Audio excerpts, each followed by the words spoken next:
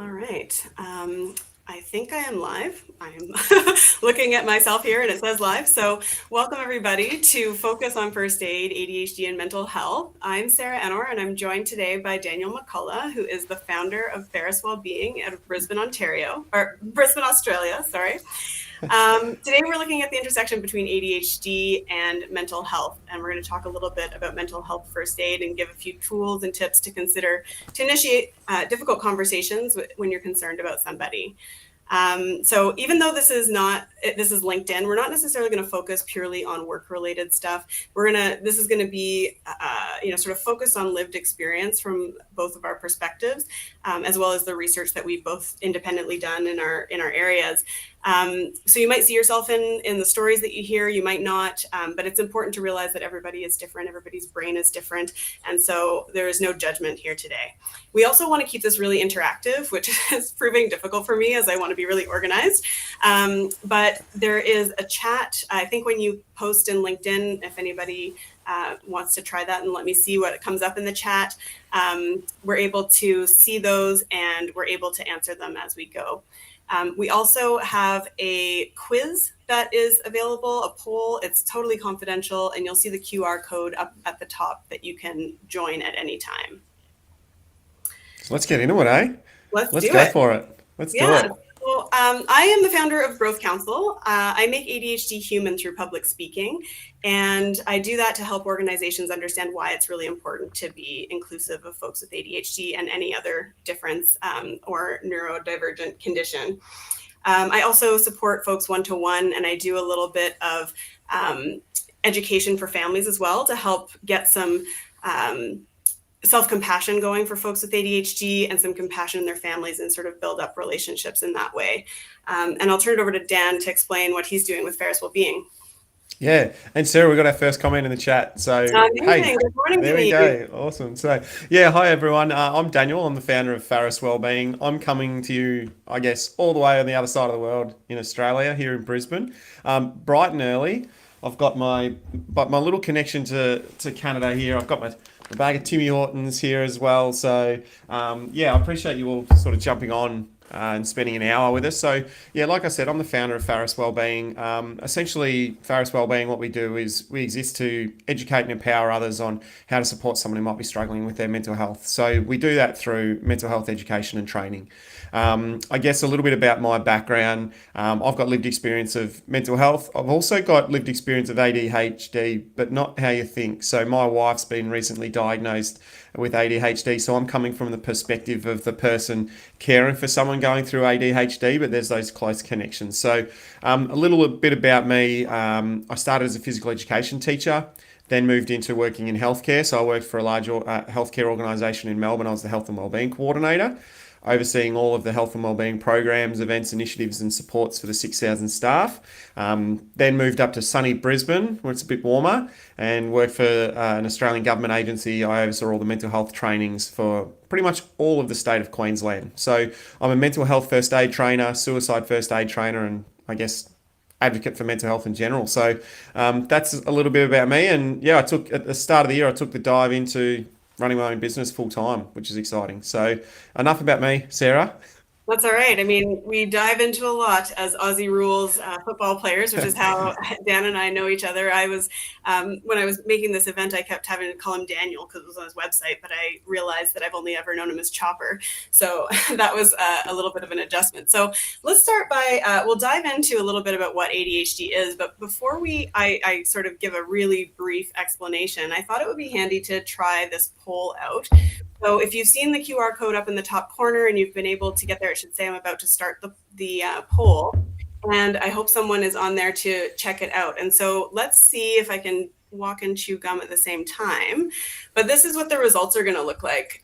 So if you are able to get onto the poll and answer the question, we really just want to find out, do you know anyone, including yourself, who's impacted by ADHD? And we're going to share a little bit of statistics around that as well. So let's see if this works. Might take a second to get folks on there. So I will just jump into a statistic anyways. We'll move right on.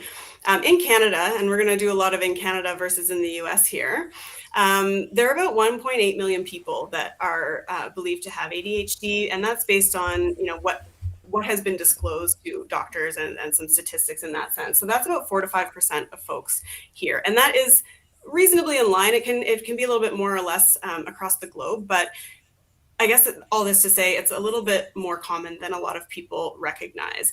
In children, the incidence tends to be higher, but that's because children are more likely to be diagnosed, at least in the past they have been.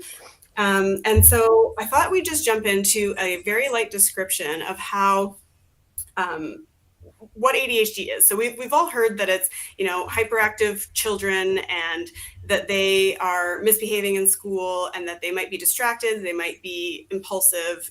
We probably assumed that their parents weren't doing a very good job.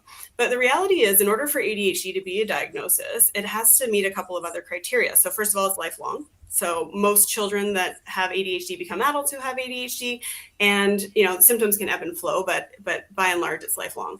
And second of all, it has to be impairing in 2 out of 3 areas of your life. So in work, school, or relationships, 2 of those areas you need to find some level of impairment. Now, I'm going to take this part off of here so we don't have that big thing. So the ways that it is impairing, though, is essentially the executive functions. And there's 7 of them. And they all relate to kind of how we do the things that are usually most critical to our jobs. So first of all, self-awareness. So this was a big one for me. How am I being perceived? What am I feeling? How quickly or slowly is time passing? And how does that relate to me? Inhibition or impulse. I interrupt a lot, for example. I take risks. I'm comfortable with that. Emotional self-regulation, and that's sort of going to tie into all that we're going to talk about here today. But how do I handle anger, stress, or overwhelm? Self-motivation. How do I get started at something? How do I keep working at it to finish it? And then planning and problem solving is sort of, how much time is it going to take?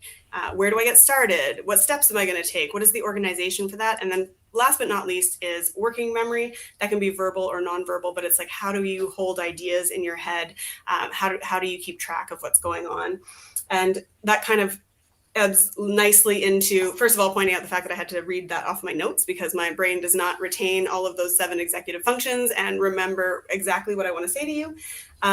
But it also is going to let us lead into the next portion here, which is kind of talking this hopefully will be more of a conversation with Daniel about what the experience of ADHD can look like in general, right? So do you want to tell us a little bit maybe about what it's been like with your wife?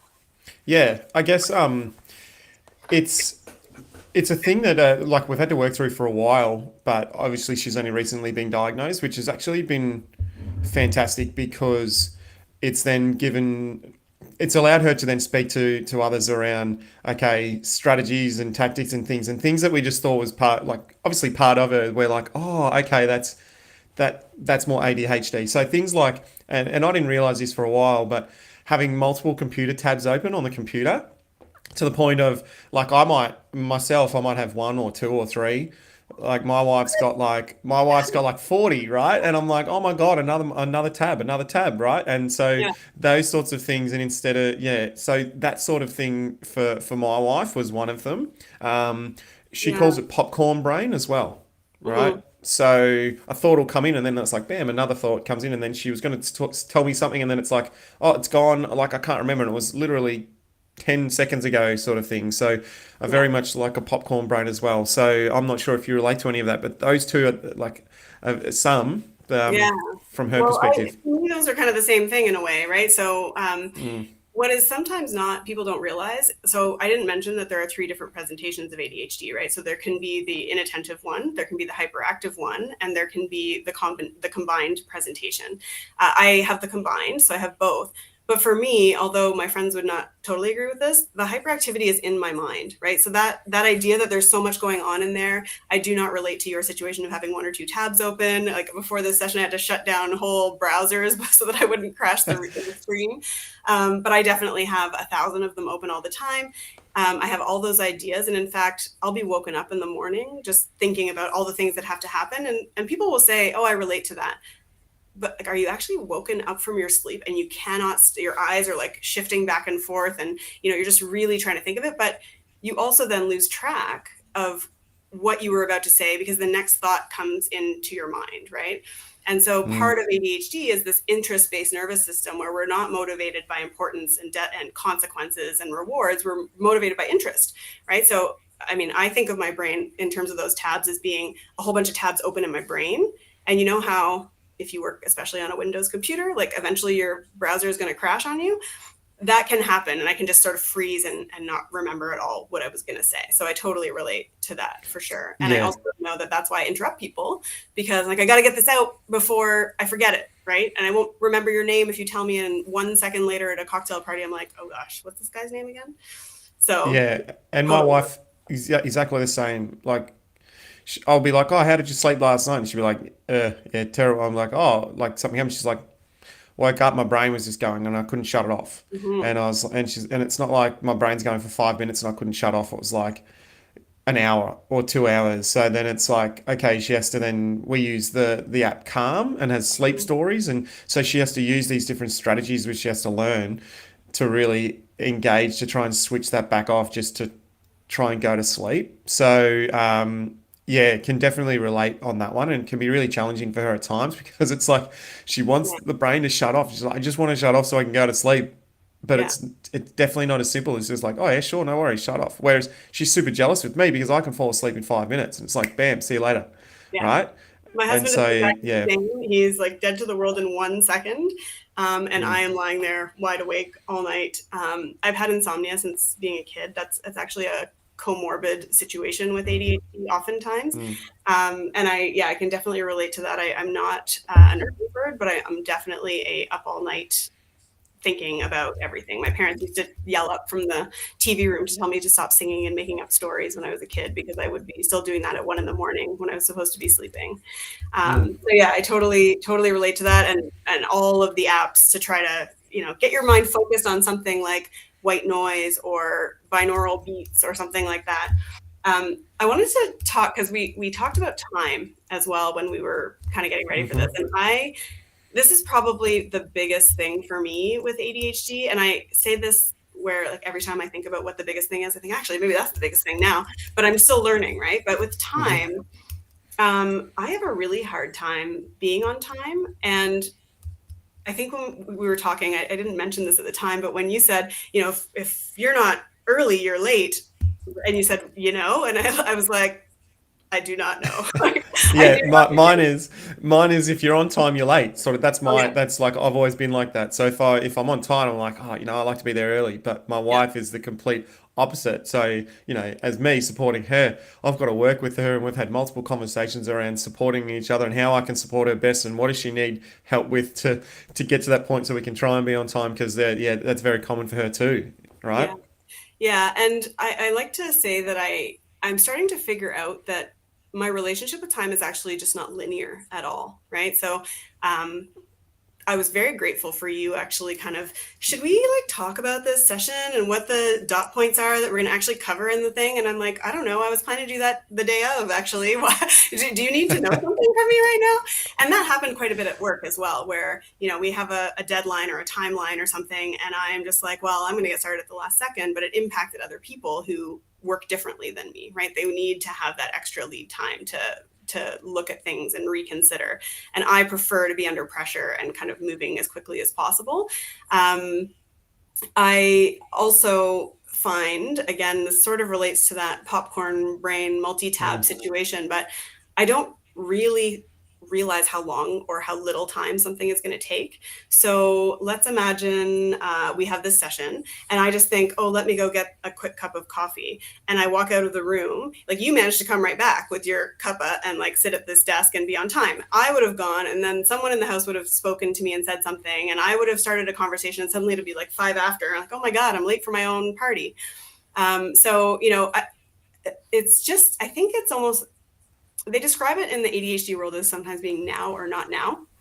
So if something is close enough in time to be urgent or interesting to you, you can sort of see it, but off in the distance, there's a bit more fuzziness and we're not really sure, what that looks like. And as soon as I can see again, oh no, I got to be at this thing. I'm seeing the computer. I've got to get over there.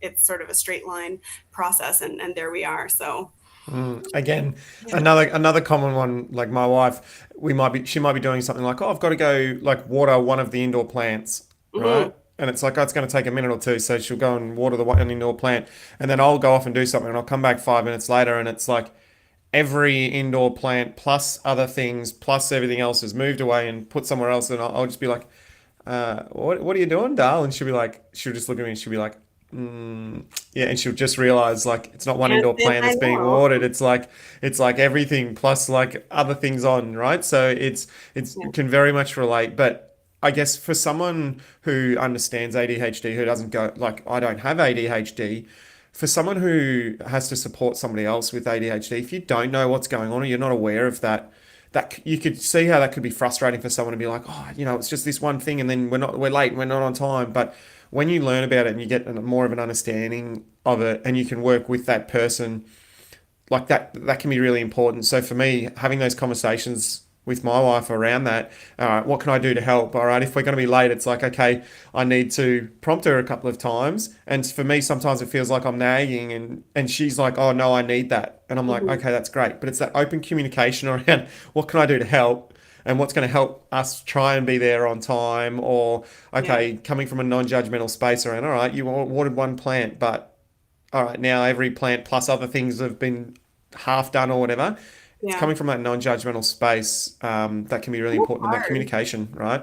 Yeah, and it's hard, and I like that you've brought that up very specifically because I sometimes have a hard time asking for that, and tend to get defensive, right? And so, as an example, I had a friend visiting our cottage, and we went for a bunch of hikes, and I just talked her ear off about all the ways I find it difficult to do things, and you've society and neurotypical folks kind of have this view of things that are, if you're supposed to be on time, that is a cultural thing that we're supposed to do, and we appreciate that, and it's disrespectful for others not to do that. So it takes a lot to pull ourselves out of that and let ourselves say, oh, wait, maybe this has nothing to do with a disrespect. Maybe this has everything to do with the way that their brain works, right? And I love, because I actually in my sessions talk about the idea of asking how you can support someone and actually listening to the answer and believing what the answer is because the person knows themselves best. And I love that you asked your wife, how can I help you with this? Because if someone asked me that and now I can tell you, like, I'm not going to be mad if you nag me because now I've asked you to nag me, right? So I can't be peeved that you're nagging. Whereas if you just come in and say, oh, are you ready yet? Is it time? Like, have you got those shoes on? Haven't you brushed your teeth? Like, it becomes it is a nag then, right? But by including the person in the process, I think it's a much more effective way to do things. Um, Mm, and I thought we might just also touch on emotional regulation because that is actually yeah. a really good example of when mine disappears out the window, right? And so I don't know if I mentioned specifically that those executive functions we talked about, it's not that we don't have any of them, it's that we can't regulate them consistently, right? And so sometimes I will be extremely timely and early and things like that. I just have to really be interested in the thing. And sometimes I won't. But a good example of that is when I'm being nagged, right? When I'm trying to get somewhere in a timely fashion, and someone's like, "Oh my God, the plane is leaving in X number of minutes. Like, aren't you ever gonna do this?" Like that gets really frustrating. And so I don't. My parents used to tell me that I didn't handle stress well, and that I was kind of, I just all over the place when I had to do anything urgent. And I've been thinking a lot about that because number one, maybe I should acknowledge to some extent that was probably true. But on the other hand, I also think about how um, those tabs being open and this being another request coming in from the outside that I'm not expecting while I'm trying to focus on something else. Like there's also that frustration around being interrupted. But yeah, like in the mental health situation, especially for me running a new business, like I joke periodically now, there's no time like immediately upon being diagnosed with ADHD to start a whole new business and try and figure out what the hell you're doing and run every element of it, right? So there's a lot of roller coaster and overwhelm and stress that And comes tabs. from that. And tabs. And And tabs. tabs, right? 100%. Yeah. Yeah. And again, like the emotional regulation one, my wife said that's a big one for her. And so for her, it takes her time, and it's really hard for her to understand exactly what she's feeling at that time. Mm-hmm. And so what she used to do, and she would say she used to shut down, like because it was so hard to process all of those feelings and what am I feeling, and then whether it's frustration, whatever it is, and then so she would shut down. And Mm-hmm. so, we've had to learn, and for me as well, we learn how do you have that conversation. And what we get out is a great little resource. It's called the feelings wheel, Mm-hmm. right? So for those out there, Google it, feelings wheel. But a Mm-hmm. whole lot of range of different feelings. Am I sad? Am I angry? Like in different sections, like a pie, and then there's different individual feelings. And so that helps her open that up to look at that and be like, okay, what exactly am I feeling, and processing it? And yeah, it's that. This is the feeling that I'm feeling, and sort of learning to work through that instead of just shutting down. Yeah, for So sure. yeah, and for me, it's really important. Like a whole lot of it's just about learning. It's learning about it and patience and time to Yeah. to work through that. And know it might take a bit of time for her to figure out exactly what's going on, right? Yeah, and that reminded me again of what we were talking about with, those who are supporting people with ADHD, whether it's in a work context or a relationship or friendship. It really does take a lot of effort, because this is going to be a shift in how you think about how brains work that you just will not understand at the beginning, right? And so we're all going through the process. And I'd also tie it to myself. Like, I think one thing I've realized is I thought I understood normal brains, like quote unquote, right? I thought I understood how Dan was thinking when he said something to me, right? And I've realized, oh, wait, I have education for myself too to figure out what a neurotypical brain might be doing or thinking, or how they might be reacting, and why you might wish to be on time, right? Because you're entitled to feel that way too. So then it comes to compromise and all of that stuff. So, yeah, I Mm. think it's really important. Um, so we were going to move, I think, on next to talk about sort of that connection between ADHD and mental health challenges, and maybe why that occurs. But I Yeah. wanted also to go back to the poll. I think if I'm reading my stats here correctly, it looks like we've got about 6 people who may have figured out how to work the poll. And so if anybody else wants to scan the join the poll QR, feel free to do that. And I've just put a second question up here, and we'll do 2. The first one is, how many people in Australia and Canada are believed to have a mental health condition? And so this is the same in both countries. Oh, I've just ruined the poll. Look at that. But yes, it is in fact. So it's one of those answers, one of the 3. But have an effort and throw up a guess at what the ratio is of folks that have mental health condition in those 2 countries. And it is, while they're doing it, it's interesting, Sarah, like the connection obviously between ADHD and mental health, and it's important for us to, I guess, while we talk about the statistics, is important for us to understand how Mm-hmm. common mental health problems, mental illness, can be, and how impactful that can be. And I guess we'll talk about it a little bit later around, okay, well, how common is it? Because then Mm-hmm. when we understand how common it is, chances are it's probably more people than we think who may be Yeah. going through something, whether it's a mental illness or a mental health problem, right? Right. And it is interesting how the correlation between ADHD, and we've already started to talk about, okay, some of those feelings and the emotional regulation. We can then start to see how that can potentially impact on a person's mental health, the frustration, whether the anger, that, like, all of those things that might come out. You can start to see, oh, okay, yeah, I can understand how there's that close correlation to mental health problems and mental illness as well, right? Yeah, and I think it's I can probably do this now, and we've got a couple of votes here, so I'll probably move on from this, Go. but I'll say that the answer is 1 in 5 for both countries. And I'll move on to the second question that people can try and participate in while we say the next stuff. So what are the 3 most common mental health conditions? So just pick 3 out of the list and vote when you're online there. But ADHD is a neurological condition. It's a brain condition, right? And so I think it sort of somewhat obvious that there would be a connection to other brain-related conditions. For example, we're currently in the midst of Tourette's Awareness Month as well. That is a condition that can be comorbid with ADHD. There's a lot of comorbidity between the other neurodivergent conditions like dyslexia, dyspraxia, all of those things, and with mental health conditions, because we've got our brain being impacted, right? And you can see that based on, what kind of medications, for example, we might use to treat some of these. So we've got some folks throwing answers in the chat. I love it. Which is great. It's great. good. Yeah. You've got a variety up there as well, so it keeps people on their toes. Yeah, Right? and I noticed, I'm just looking at another screen and seeing there is a bit of a delay, so that might be part of the reason why they may not quite be seeing what we're putting up there. That's okay.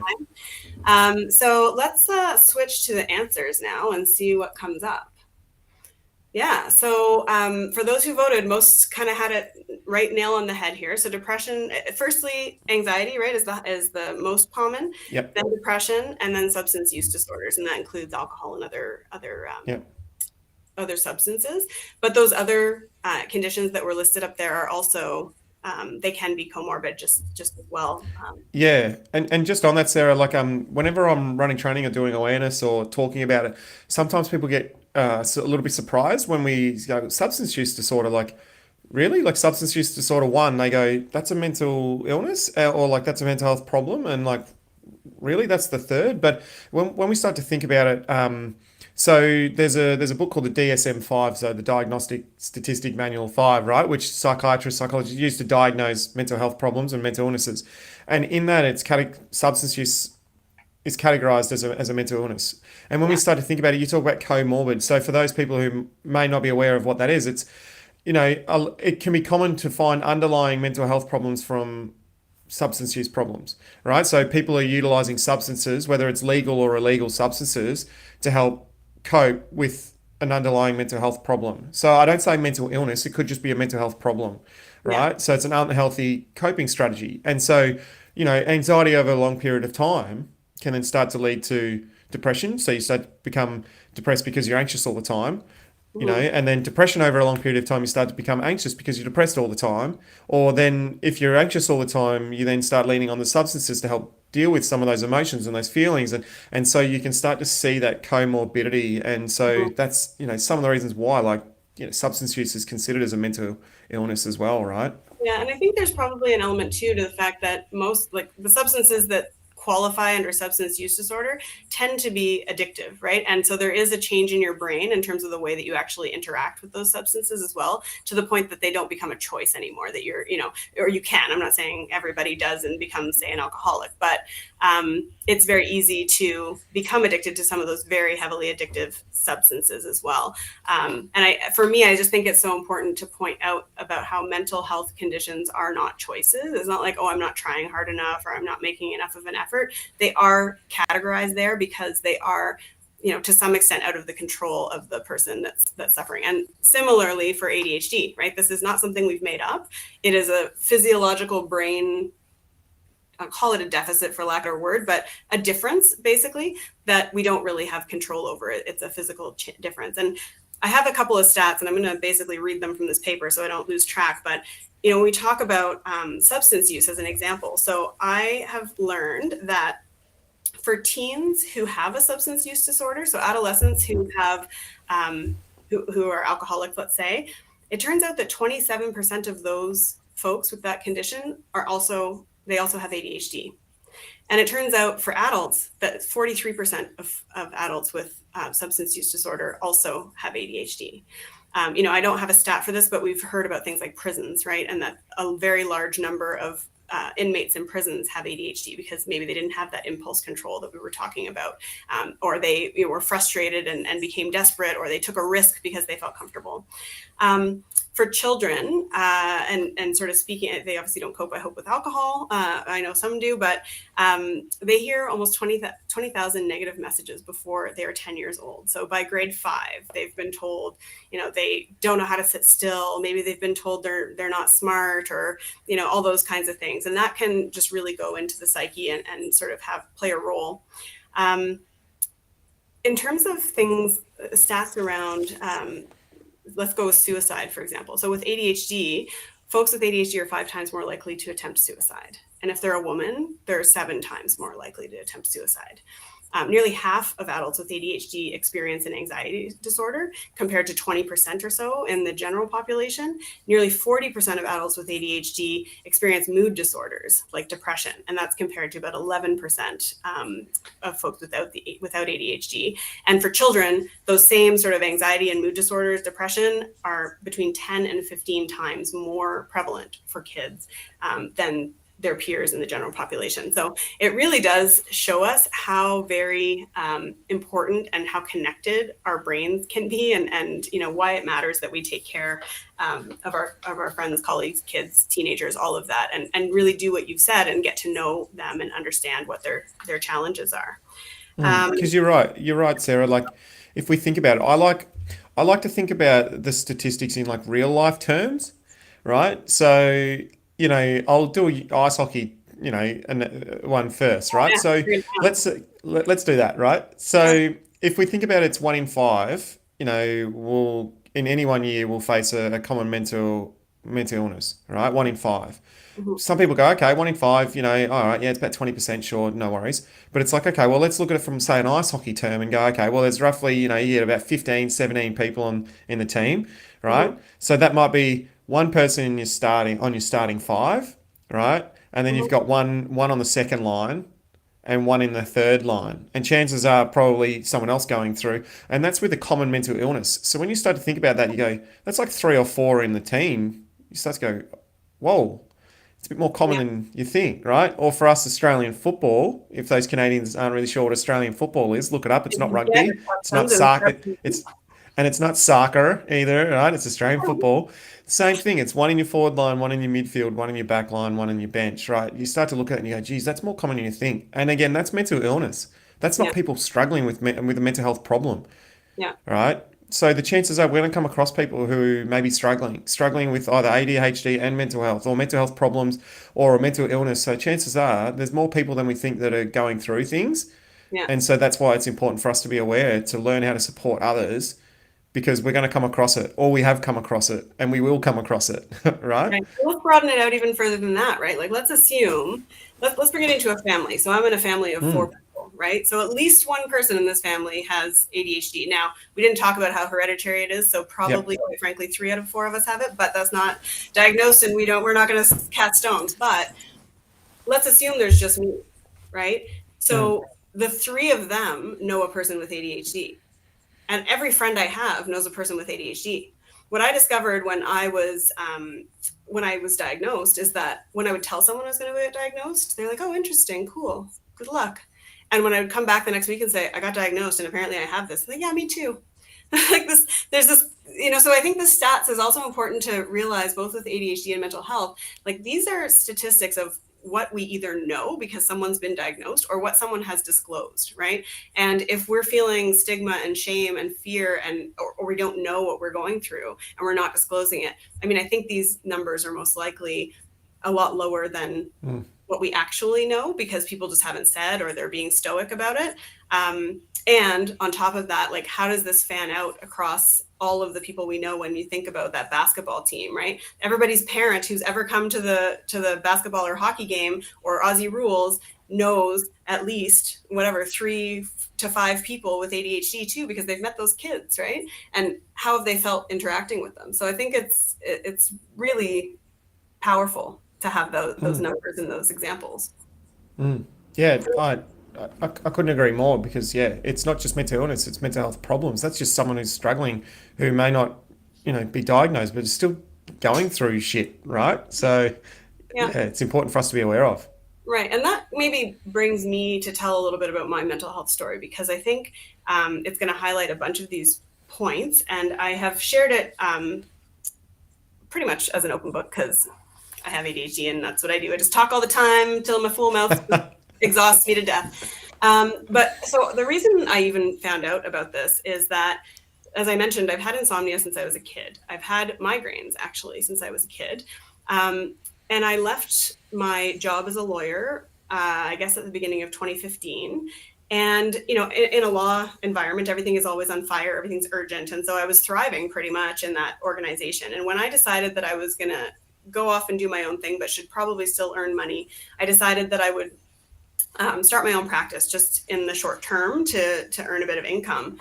But what I found is all of a sudden, without any support around me, without any external deadlines to force me to do the things I was supposed to be doing, I started to lose track of all of that. I started to feel that I was losing interest in my friends and my activities. I started to feel that it was harder and harder to get up and have a shower every day, to bother going outside. I'm actually still struggling with that a little bit, but it seems like such an effort, right? And when you think about what ADHD is and this executive function disconnect, I know I should probably go outside right now, but first I got to get dressed, and then I got to brush my teeth, and then I got to go down 9 stories in an elevator, and then I've got to whatever. So it seems like a much bigger task, I think, sometimes for people with ADHD. And I would go back to my doctor and say, I'm feeling anxious. My heart is sort of fluttering. And she would send me off to get EKG and, get me to do a stress test and all this stuff. And healthy as a horse, everything's perfect. You're going to live a long and healthy life with this heart. And I'm like, okay.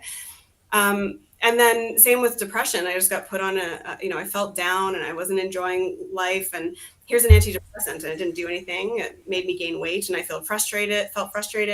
I talked about my migraines, and I was in tears, man. I'll tell you, when you have a migraine twice a week that lasts 3 days at a time, that means you have 1 migraine-free day. And I don't have bad migraines, but I will tell you that nagging pain all the time, I have to be dying. I have to have cancer. I have a tumor. There's something wrong with me here. I need you to help me figure this out. And she just did not know. She just kept sending me for, maybe have more magnesium so you can relax. Maybe have more, eat less salt if your heart is fluttering and you're feeling sort of chest pains.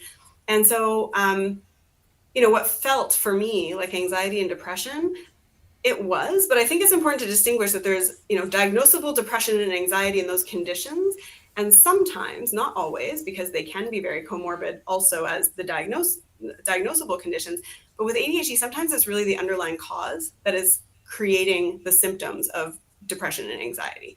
And so for me, I actually ended up trying medication. And within days, those symptoms almost disappeared. So not that they're gone forever, not that they're not going to come back, not that medication is a full solution for anybody, or, maybe even a partial one for some. But I immediately was able to stay focused enough to get things done. And then my business is able to move forward. And then all of a sudden, I'm able to have the energy to go downstairs and do this thing and force myself to. And so that is kind of how I experienced mental health coming through for me, with the executive functions and the shoulds, all the shoulds, the things I'm supposed to do. I'm supposed to go to the gym. My doctor tells me if I exercise, I'll feel better. The physical pain will not be as chronic. Oh, great. That involves having to get to the gym, guy. I don't know how that's going to happen, but it's tough to figure out how to do that, and to find practitioners as well sometimes that are educated to see those connections, right? I've talked about 5 different things that I was experiencing, and all of them by themselves, where she tried her best to address them, but we really needed a specialist to come in here and say, what is this? Yeah. And I think, and I appreciate you sharing, and sharing your story then helps others. It creates that awareness, right? And gets people to think what we find is with mental health problems as well, it can show very physically for a lot of people, right?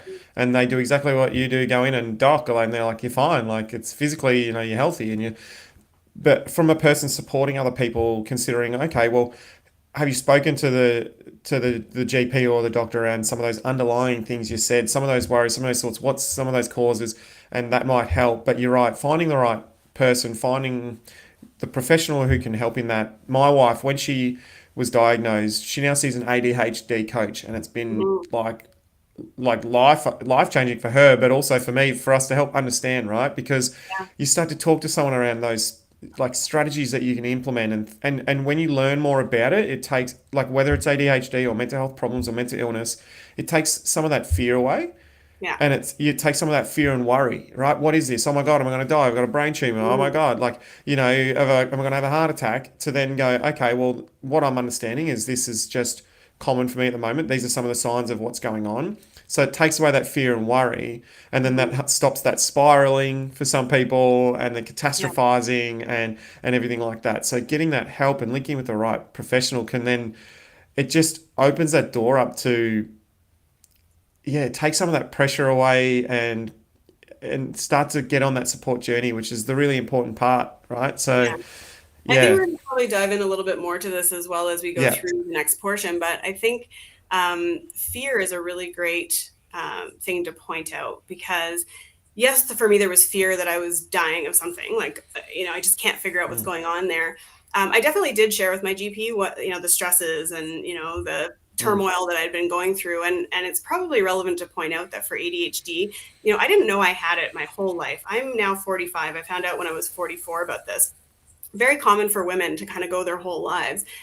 Um, but part of the reason for that is I was functioning really well in a very high pressured education system, work environment and all of those things. And so changes in your experience and your environment can actually cause your symptoms to become evident, right? So it's not that I didn't have ADHD before, because I can think back to all the ways that I did when I was a kid as well.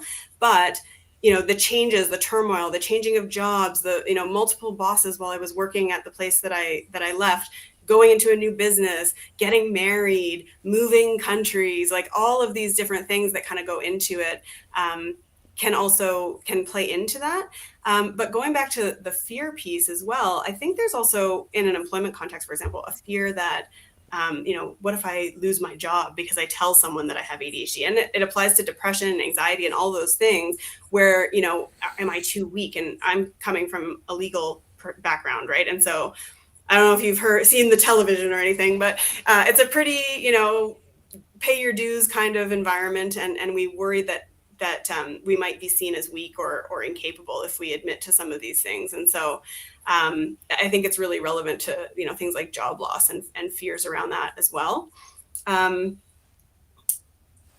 I thought, well, I know you have a little bit of a roadmap, because I think now is a good time to start mm, talking about how we can actually initiate some conversations when someone is, yeah. you're concerned about them. So why don't you lead us through some of that? Yeah, yeah. I guess we've sort of gained a bit of an understanding. We've learned around understanding mental health and mental health problems, mental illness, ADHD. We understand how common it can be. So chances are we're going to come across it. So it's important for us to learn, how to have a conversation and or how to support someone. And so part of I guess my background is teaching people how to have that conversation or what to say and what to do, because if we don't have that confidence in, or at least ideas on how to open up the conversation or what to think about, then we tend to lean out and not Mhm. lean into that, right? And we go, oh, geez, I don't know how to navigate this. Whether it's a manager, whether it's a colleague, family, friend, it's like, oh, I don't know how to ask if they're okay. And I don't know, okay, if they say, yeah, they're struggling or whatever, there's something going on, like, oh, how do I even navigate that, right? So I always love giving people tools and tips and things that they can take away. So I guess a couple of things is, Sorry, yeah, before we jump go. into that, I just realized we had our one last quiz question, because this might be relevant to Yeah. you sort of um, launching into this. But I would like the audience, if they're still on there, to say how prepared they feel to initiate a conversation around mental health. So that's the question. I know there's a bit of a delay, so you can continue on, but I would be interested to know, because I think it's right. We're worried we're going to say the wrong thing, we're going to offend someone, all of those things. And so, yeah, how prepared do people feel? So Mm. continue. Yeah, and like, what comes next? Yeah. Exactly, right? So, a bit of a framework I sort of just created just before when I was talking to you around, okay, well, a couple of key points was what I called like PAL or PALS, PALS. So P is like prepare. So, thinking about preparing to have that conversation. So, what are some of the things you might need to consider where if you're concerned about someone? So, how it could be around, okay, location. Where are you going to actually approach them, right? If you're in a work setting, you're probably not going to approach them in the lunchroom when there's 20 other people around and be like, hey, let's have a chat. I'm concerned, that sort of thing, right? So Mhm. somewhere where you might be a bit comfortable, going out for a walk, or finding a space that's where you're not going to get distracted. So Mhm. thinking about things like location, like time, when are you gonna have that conversation with someone? So Friday 4:59 p.m. long weekend coming up. Hey, like I'm concerned about you. I've noticed some things, and next thing you know, it's like, oh yeah, I'm struggling, and you're like, Gotta go. Work, got to go, got a long weekend, like rain check, or maybe Monday or Tuesday. Like, so Mhm. thinking about, okay, when might be the right time? Thinking of even prepping some things, like write down a few points of things that you might have noticed in them to sort of bring up with Mhm. them, right? To talk about. So helping you prepare a little bit. So time, location, even the person. Are you the right person to be having this conversation? If this is a Mhm. work setting, right? If you're the manager and there's someone underneath you and you're concerned, like, are you the reason that there's a problem in the first place? So thinking, okay, am I the right person? So is there another colleague who might have a better relationship? Or if it's a family or friend setting, like, do I have that, that connection? Or is there the husband or the wife? Or is there another friend who's, got that better relationship? So thinking about, am I the right person as well? But Mhm. also, am I in the right headspace to be having these conversations? Because we all have our own shit going on in our lives. So it's kind of like, am I in the right space to have this conversation? And am I able to get, like, have this conversation right now? So thinking about things around the P, the prepare, right? Mhm. The second one was around A, like ask. So asking the question, right? How do we even open up that conversation in the first place? Like in Australia, we have a classic Aussie culture of like, hey, how are you? It's like, not bad. It's like, Yeah. oh, how was your day? It was all right. What's going on for you lately? Nothing. It's like, well, Yeah. gee, it's like, that's not a conversation. Like, how do I get past that? Right. Right? Or it's the, how are you? It's like, I'm fine. Yeah, fine, I'm good. And you're like, how do we get further? So, a couple of ways I like to sort of help open up a conversation if we're concerned about someone. One of them is I've noticed. So, hey, and you're noticing something that you might have seen or heard. So, hey, I've noticed you're looking a little bit more tired lately. Like, I just want to check if you're okay. Is there anything going on? Do you want to have a chat? So, I've noticed, Yeah. right? So, hey, I've noticed that you don't seem to be yourself. Is there something going on? Do you want to have a chat? So, bringing that first tool of I've noticed. And the second one is one of my favorite ways. It's called out of 10. Yeah. So, it's asking, like, how was your day out of 10? Yeah. Or, how are you feeling out of 10? Give me a number between 1 and 10. And the reason I like asking that is because it allows for you to pick at the thread and help open up and follow up some questions. So if it's, hey, how was your day out of 10? And it's a 2, you Mhm. can be like, okay, well, what in your day has, caused you to be a 2? Have you been a 2 for a while? Has this been going on for a while? Or is this just a 2 today? Like, okay, what are some things in your life that could make it a 3 or a 4 or a 5? So it helps to open up that conversation. So those are the two that I like to do. And the out of 10 one, it's funny, when I got told about this, we used to use it at the dinner table every night. Yeah. Right? Like for myself, my old housemate and my wife was, hey, how was your day out of 10? And then I went and ran a mental health first aid training course, and my wife came along to it. And we got to this section where I was giving people tools, and she looked at me and she's like, you bastard. And I was like, what? She's like, You've do you been. mean you've been secretly checking up on me and I didn't realize? And I was like, yep. So that's a good one, right? Like that's one of my favorite ones. So a couple of tips on how to open up the conversation, I right? think that's actually great for a couple of reasons because so I have a friend who, very good friend and co-entrepreneur. She's a Mm, mindfulness coach, and she, when we have conversations, she'll start talking to me and asking questions like, "You're coach approaching me, aren't you, right now?" But I love it because it actually does make for a really nice conversation. To be honest with you, right? You seem like you're interested. And one thing that I've noticed recently about myself, um, number one, when I'm feeling negative, I don't want to have to answer that question, how are you? Right? Because what I want to say is, I'm right shit and I feel like terrible. And I also know you don't want to hear every detail, or I think, I'm just making a decision for myself here, but I'm assuming you mm, don't really want to know the answer. You want to hear fine, right? That's what we're used to. We have the same culture here. And so it also feels like a question that is not very thoughtful, right? It's just like you're asking a question that you know the answer is going to be fine.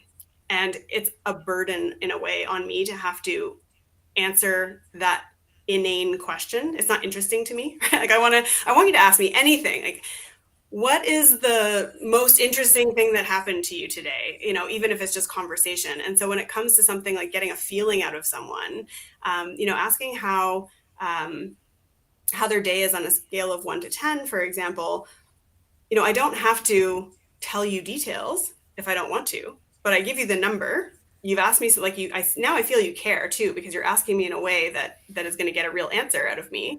And then if I want to talk about it, or if you probe further, I have the chance to do that. So I think those are great ways to make people feel you Mm. actually care as well.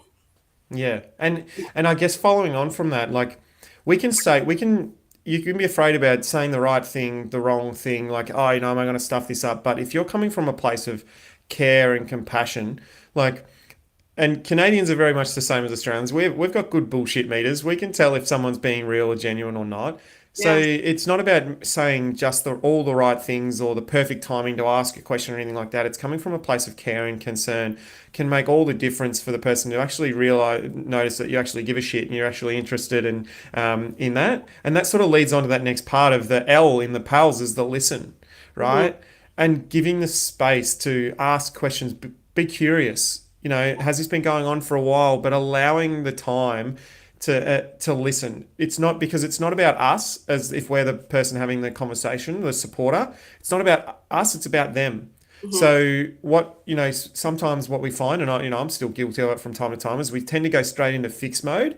Oh, okay, Sarah's told me something about a day, and this is happening. My boss's shit and work's going on, and this is happening, and I'm just like, well, you know, people can be like, well, you just got to find another job. And it's like you're not hearing me. You're not hearing what I'm actually saying here. It's Hmm. like, oh, you just got to go and do this one thing, and then everything will be fine. So we tend to lean into the fixed mode, Hmm. and instead of that, we want to listen, give them space, give them time. So for me and my wife, time's really important, and it's about patience for me. And I've had to learn, and I know that now.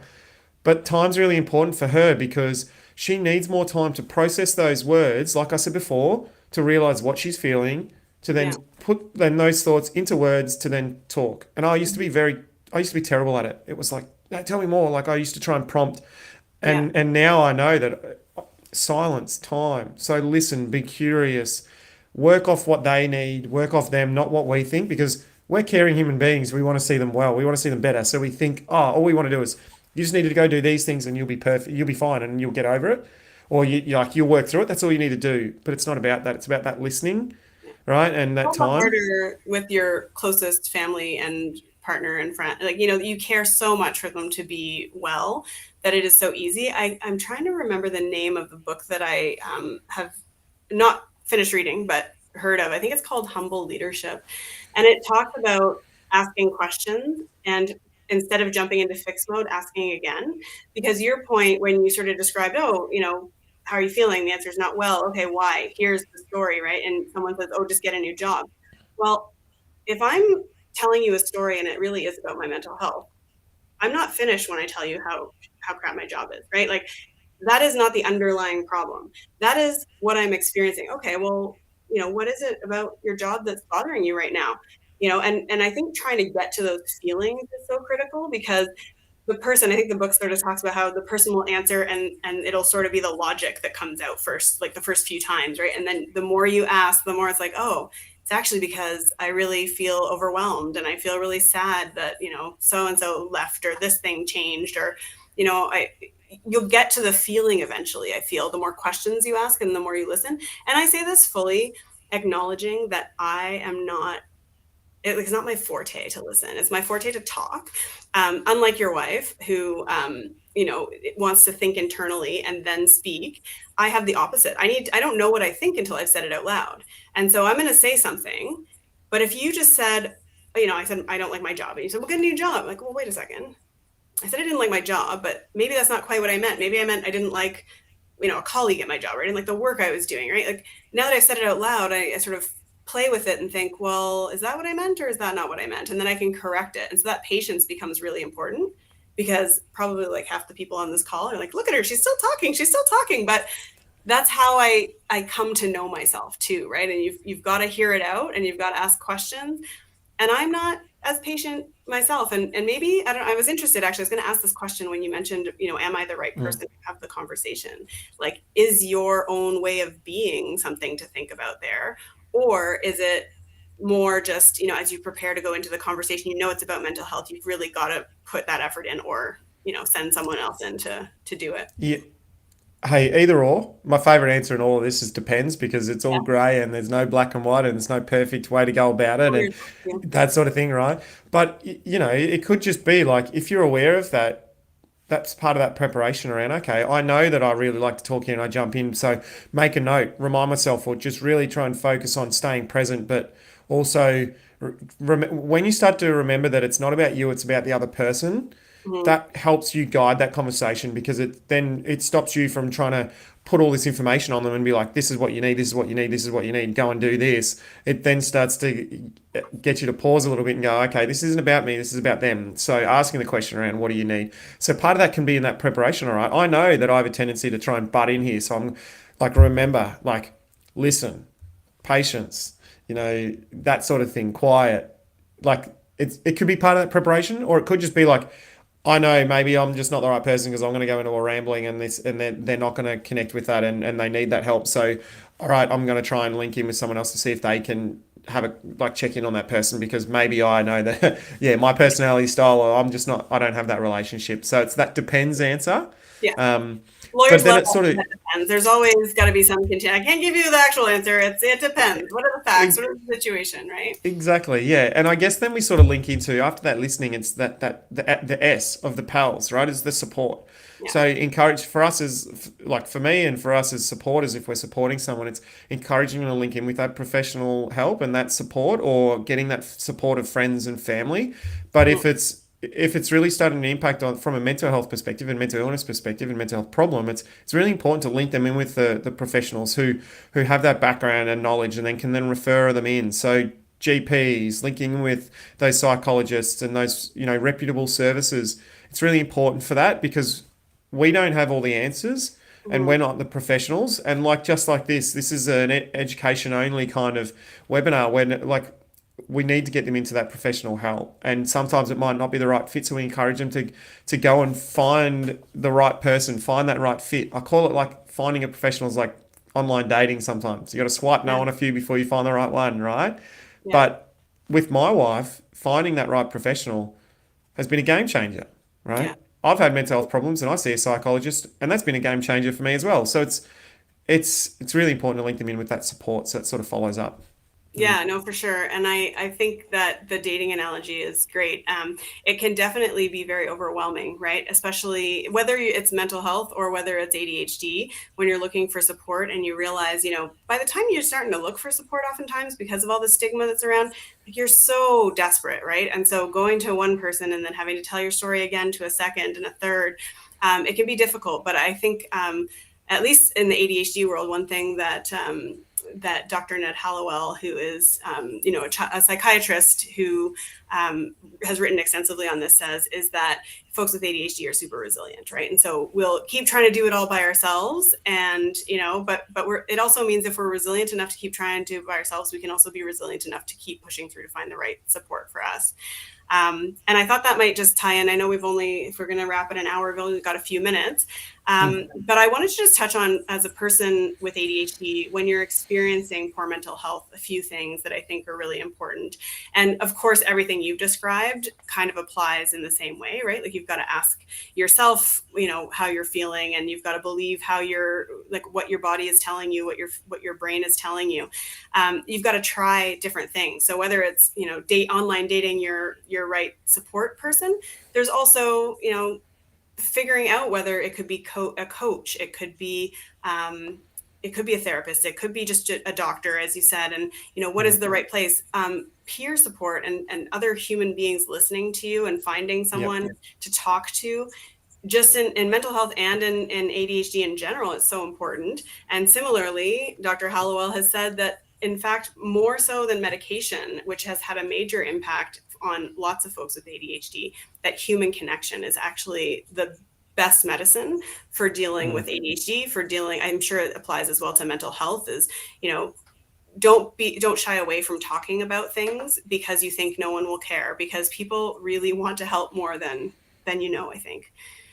The other thing, which I struggle a little bit with because of my executive functioning challenges and self-motivation, but self-care is really, really important. Eating properly, exercising regularly, developing a little bit of a routine if you can, and making sure that you're getting yourself the little dopamine hits that you might need. And this is especially true where it's not necessarily the full diagnosable depression and anxiety stuff. And it's like, if I can solve some of the problems with my ADHD, maybe I will have a little bit more bandwidth to deal with the mental health elements of it.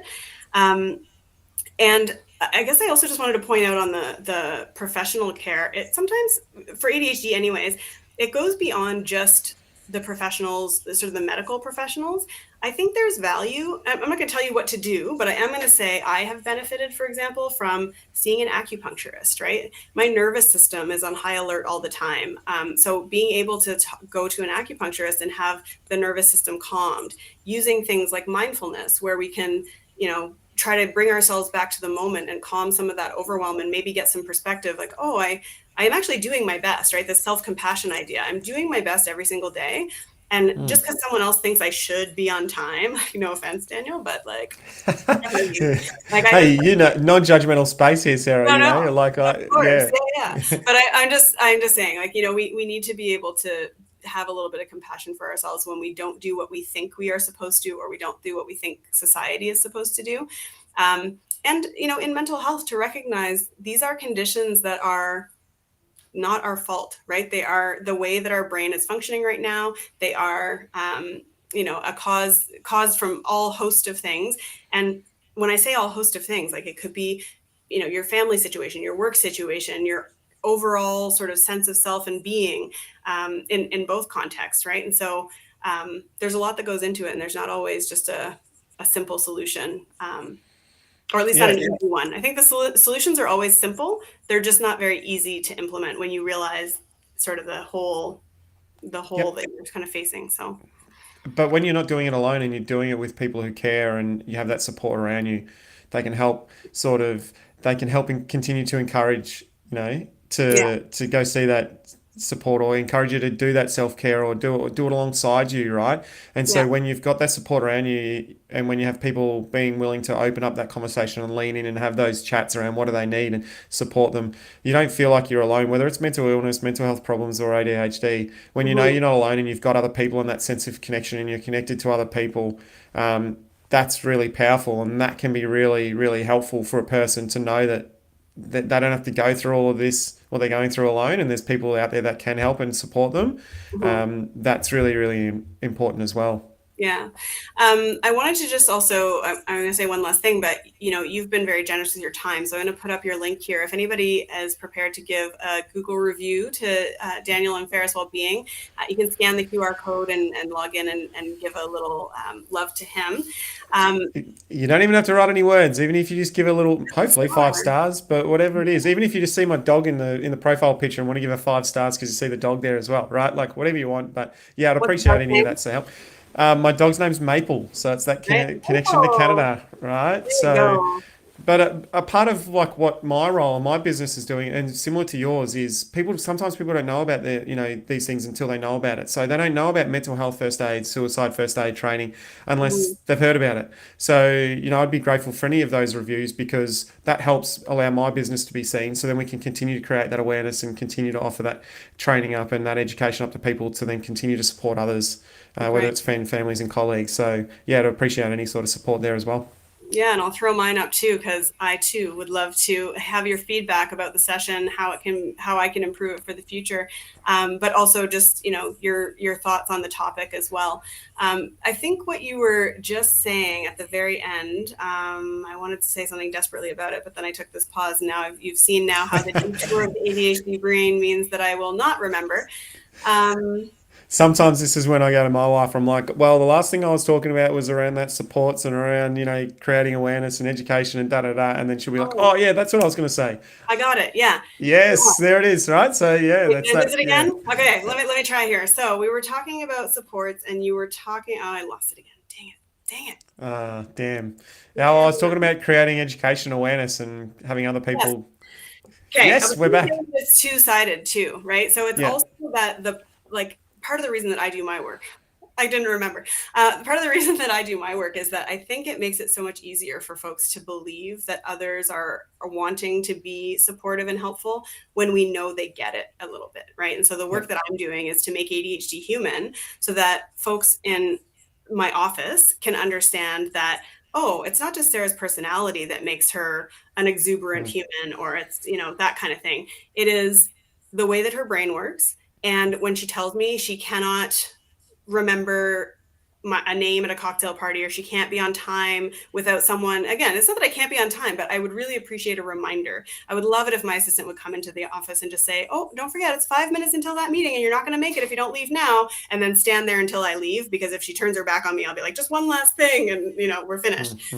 So having a community around you that understands what the conditions are, I think that's why the work you're doing is so important for mental health and mental health conditions. And for me, I think it's so important that others can understand what ADHD is, so it doesn't feel like just this annoyance. I think you mentioned before how frustrating it can feel. And I absolutely believe that despite having ADHD, I understand how frustrating it is, right? It is sometimes very annoying to not be able to have someone be consistent. But it is real, and it's a challenge for me too. And I promise you, I want to do what you want me to do. It's just not always possible. So Yeah. kudos to us both, like, what is Aussie rules if not congratulating ourselves and the team and getting around each other and really just saying, we've done a bang up job today, and we've got a few compliments. Denise here again. Thanks for the interesting discussion. Thanks for coming at this early hour, Denise. I love you. So yeah, thanks for joining, Dan, at this time, and thanks for sharing the message. And I hope that the viewers will rush off to your website, check out a little bit more information, get in touch if they need some more help, and spread the word in general. So Yeah, no, I appreciate it, Sarah, and thank you for being open and talking about this and creating that education and awareness, because that's what we're all here to do, is to create that education and awareness and to talk about it more, and that at the end of the day it's going to help other people. So yeah, I appreciate you linking in with me as well, and us having that chat as well. I enjoy all this sort of thing, and if it helps one person, that's a win, right? So yeah, I appreciate you having me on as well. well, thank you so much. We'll talk to you very soon. Okay.